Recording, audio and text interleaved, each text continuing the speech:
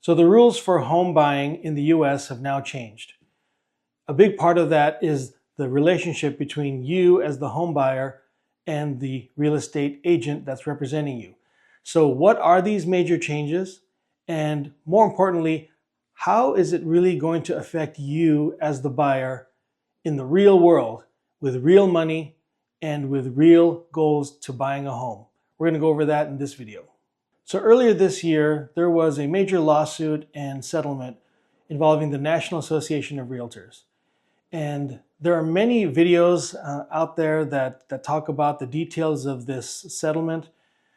Here are the basic points to it. The lawsuit had a lot to do with the way commissions are being paid. And the way it used to go is that the seller of a house, for example, will pay the seller's agent a commission, let's say 5 to 6%, and then that agent would split that commission with the buyer's agent, let's say 50-50, they'll split it. And that's how it's been done for a very long time.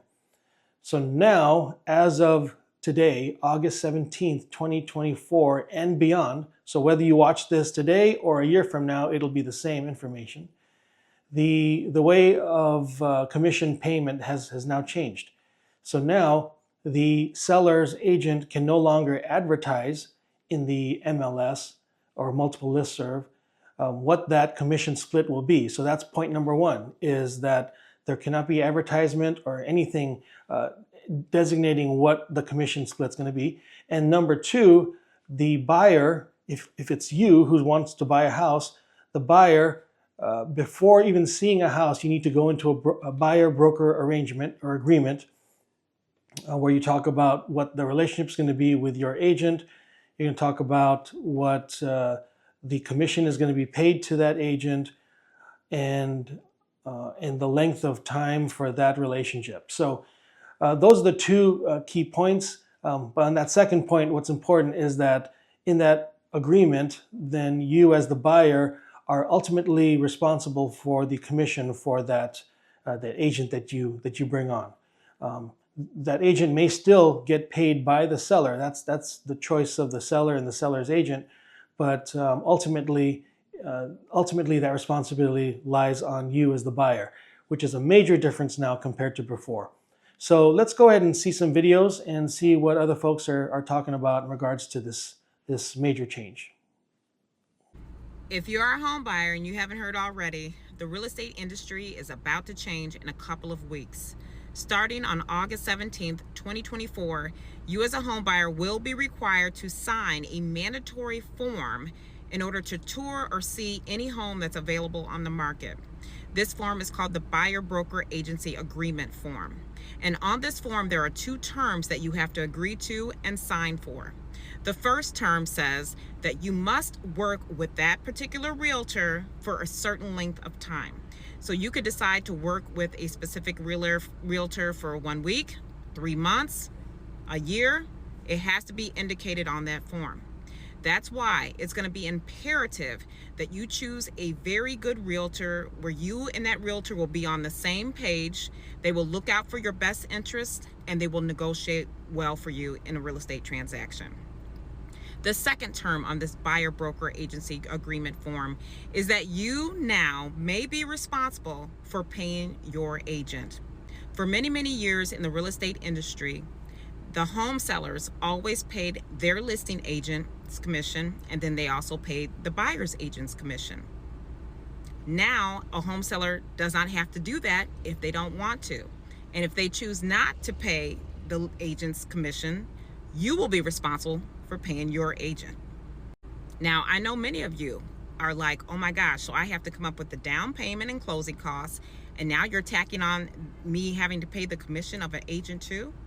And some of you may say, you know what, forget it. I'm not going to even use an agent. I'll go at it alone and I'll go directly to that listing agent. And you can do that. You can absolutely do that. But be aware that that listing agent does not represent you at all. That listing agent has a fiduciary responsibility and duty to their seller client, not to you.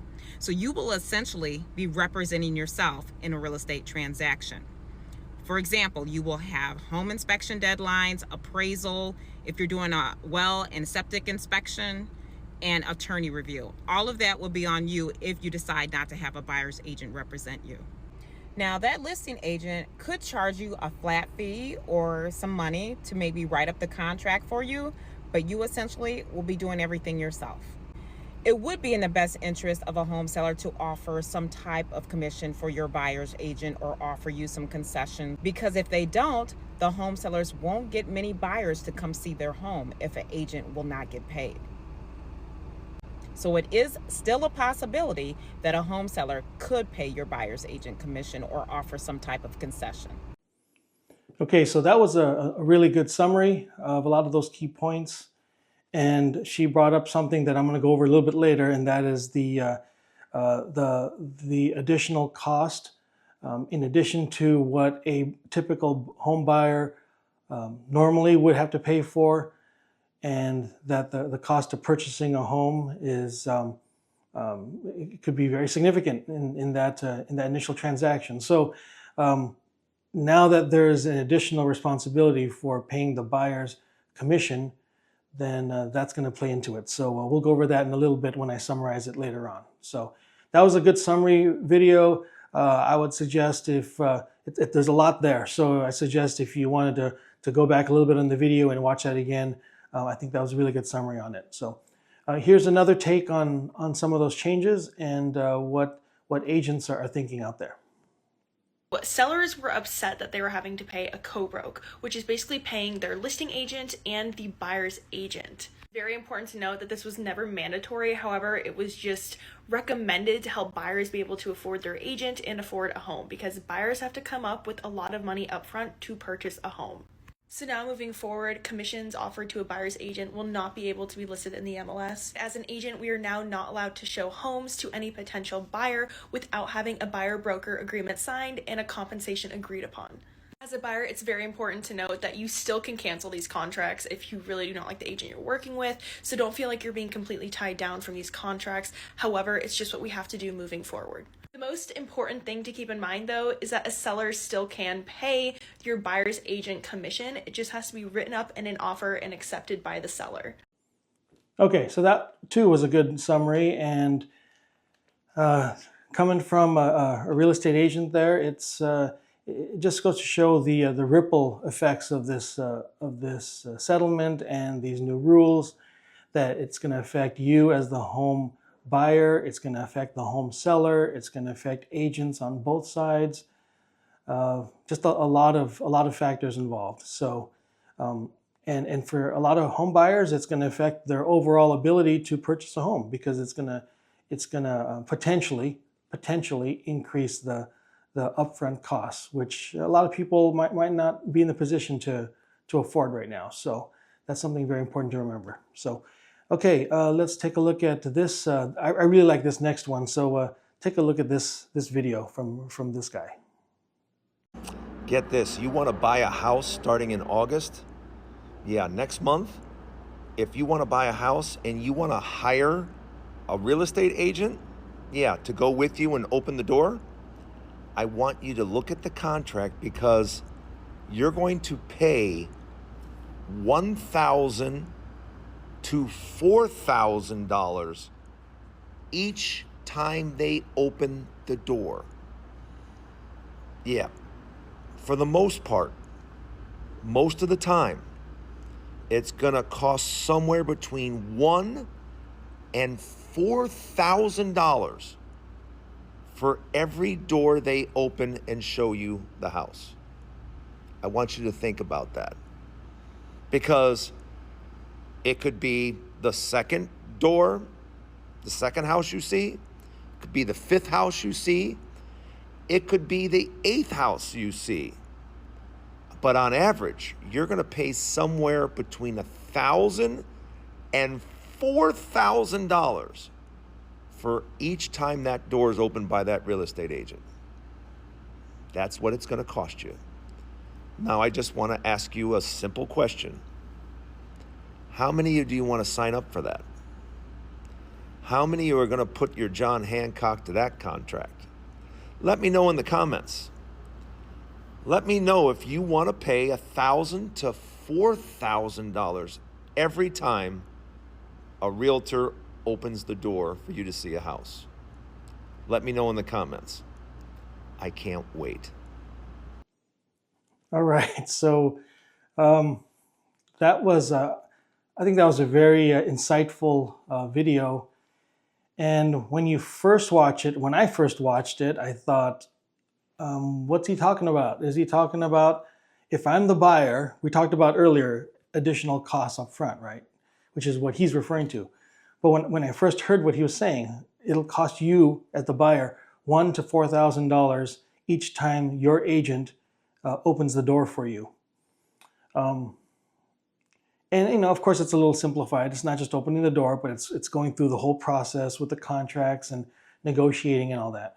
But that's essentially what he's saying. First time I heard this, I thought he meant that as the buyer, if I make an arrangement with the agent, the buyer's agent, and we say, let's go see this house, number one, first visit, first house, that I need to bring a check for $1,000 or up to $2,000 or $4,000, whatever it is, and that each time I need to pay the person that each time we go. That's the first thing I thought of, being kind of like a consumer minded. But then what he's really saying is that now that you are ultimately responsible for the buyer's agent, that at the end of the day, after the end of the transaction, if the seller does not agree to pay for your agent's commission, your buyer's agent's commission, then you are ultimately liable. Like we've been saying, you're ultimately responsible for that cost. So let's say the total commission for your buyer's agent is $8,000. Let's just say that. And if that agent showed the property showed you two properties, and you pick the second one and you're done, then like he's saying, you would have paid $4,000 for each of those two showings, right? That's what he's referring to. And if you went and saw 4 houses and picked the 4th one, and then you went through and finished off the transaction, then ultimately, effectively, you would be paying your agent $2,000 per showing, right? Because you saw 4 houses. And if you saw 8 houses, then you'd be paying about $1,000 per showing. So I like how he put that. It was a little alarming the way he put it, but I know what he meant. And it's important for you all to know what he meant, that ultimately you are going to be responsible if the seller does not pay the commission. And that commission could be rather costly, like he said.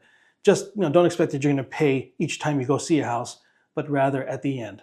The total number of commission you're going to pay divided by the number of houses you've seen. So that's what he was saying. But I think that's a good way to think about it, and that's what he was getting at, I think. So I got to show one more video, and this is from the perspective of a lender. So. Okay, so we knew this day would come, and we finally seen it. As a lender, it's the first time I've seen it, so we got to figure out how to set up disclosures. 2.5% buyer broker agreement was signed, so the buyer agrees they're going to pay their buying agent 2.5%. The only problem is 2% is what the listing agent is offering. So there's 0.5% that needs to come from the buyer directly to the buyer agent. In this case, great agent negotiated $5,000 in seller credit. It's going to more than cover this. So the buyer's not really out of pocket, but for disclosure's sake and for how our loan disclosures are going to go, I've got to learn something new today. I've got to learn how to properly disclose this so that we show that buyer is paying 0.5% to the buy side agent. Sell side is paying 2% to the buy side agent for the agreed upon 2.5% is going to the buy side. First of many, I'm sure. So you could see how this could get really complicated. And he said something interesting there that that's a very good point as well, is you're even though you as the buyer will be ultimately responsible for the buyer's agent commission, that buyer's agent could be well worth it, because For example, the buyer, your agent may be so good that he or she is able to negotiate down your closing costs or negotiate something else so that their work that they're doing for you has paid for them. It's paid for itself. You know what I mean? So that's a good point that he brought. The level of agent that you get before as the buyer, before was important, now is even more important, because now this is potentially significantly thousands of dollars that be coming out of your pocket that you previously didn't have to pay. So the caliber of the agent, the integrity of the agent, how much they work for you is going to be critical. And so that leads me to this next part, which is really my take on the overall picture in the real world and how you as the home buyer really need to think about it. So if you see me looking down right now, it's because I wrote some notes for you guys and I just wanted to make sure I didn't miss any of the key points. So what was brought up earlier is that as the buyer, you have a lot of expenses to think about. And I'm not just talking about the down payment, which if you're doing a 20% down on a $400,000 house, for example, then we're talking $80,000. I mean, that's huge. That's just for starters, right? Closing costs and home inspection costs and several other expenses that come up along the way.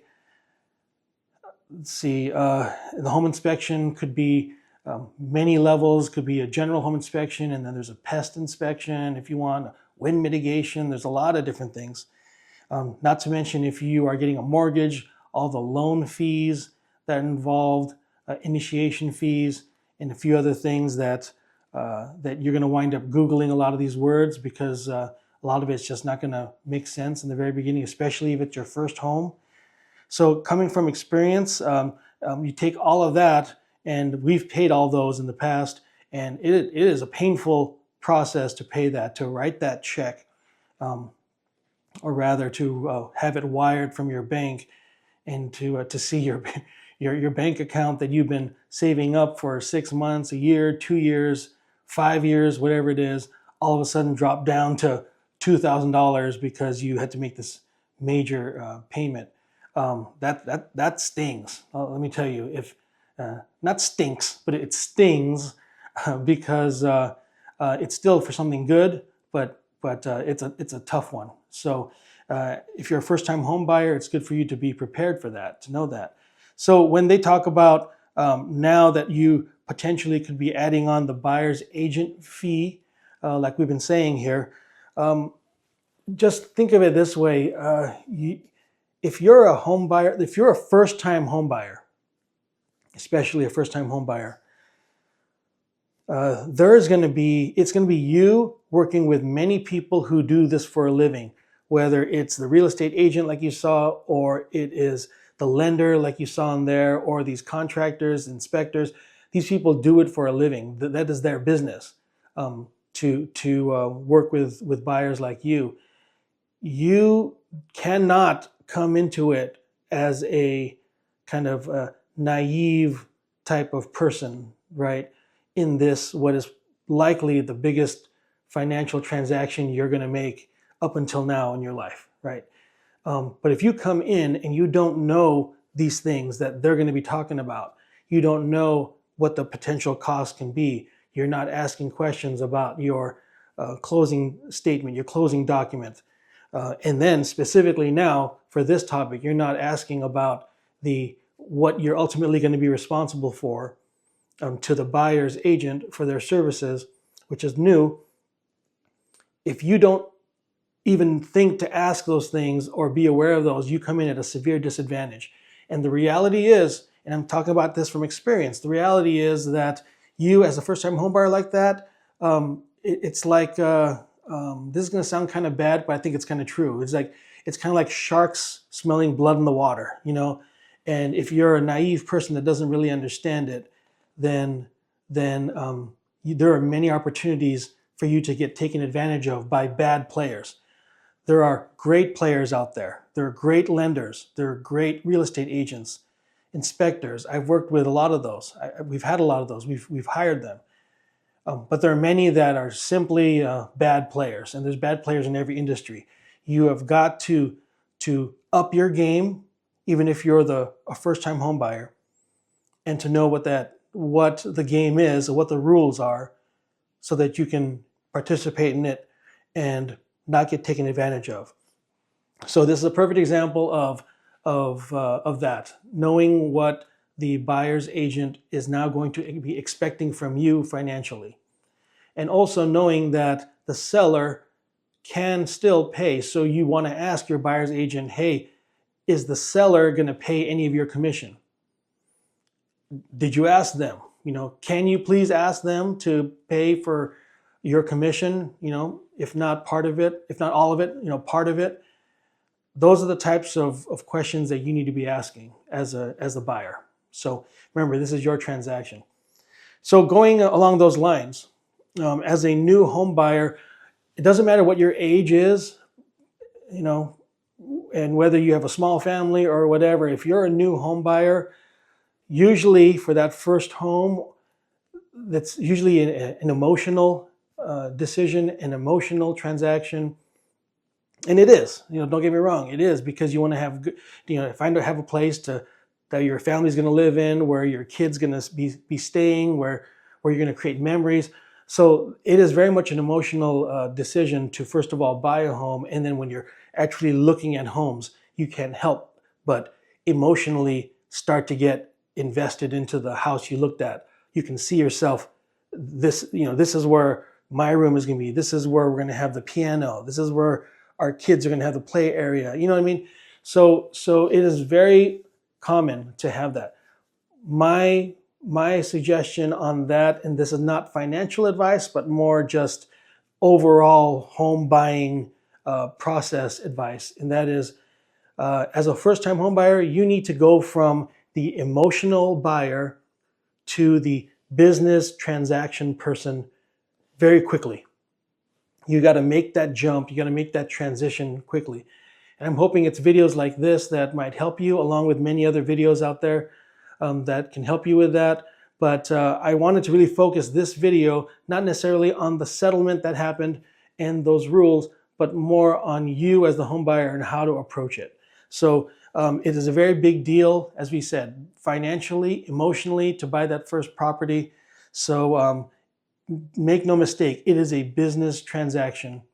It is not an emotional transaction. It shouldn't be. Emotion is the beginning, but you need to quickly get into a business mode right away. That way you can keep your eyes and ears open and ask the right questions. So I hope this video has been helpful for you, has given you some insight as a first-time home buyer. And from these videos we reviewed, you can see how this has affected multiple professionals in the industry.